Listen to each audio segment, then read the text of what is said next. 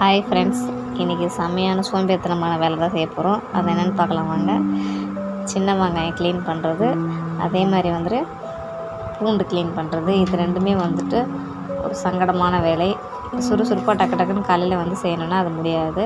அதனால் வந்துட்டு முந்தின நாளே செஞ்சு வச்சுக்கிறது எனக்கு வந்து கொஞ்சம் ஈஸியாக இருக்கும்.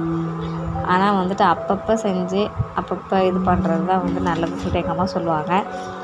ஆனால் என்னால் இப்போ ஃபாலோ பண்ண முடியாது. ஏன்னா மார்னிங் சீக்கிரமாக எழுந்திரிச்சி பசங்களை ஸ்கூல் கிளம்புறப்ப வந்துட்டு நான் வந்து பூண்டு வெங்காயம் எல்லாம் க்ளீன் பண்ணிகிட்டு இருந்தேன்னா அது கொஞ்சம் எனக்கு ரொம்ப கஷ்டமாக இருக்கும். அதனால் நான் அது பண்ணுறது கிடையாது.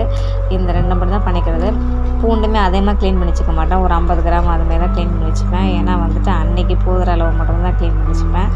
என்ன மறுநாளைக்கு தேவையானதை முந்தின நாள் சாயந்தரம் வந்துட்டு க்ளீன் பண்ணி வச்சுப்பேன். இந்த கத்தியில் தான் வந்துட்டு நான் க்ளீன் பண்ணுவேன். வேறு எதுக்கும் இந்த கத்தி யூஸ் பண்ண மாட்டேன். இது அப்படியே வந்துட்டு மூடி ஃப்ரிட்ஜுக்குள்ளே வச்சுக்கலாம், வெளியே வச்சு யூஸ் பண்ணிக்கலாம். ஏன்னா வந்துட்டு நம்ம வந்து ஒரு 10 ஹவர்ஸ் தான் வெளியே வைக்க போகிறோம். அதனால் வந்துட்டு ஒன்றும் கெட்டுலாம் போகாது.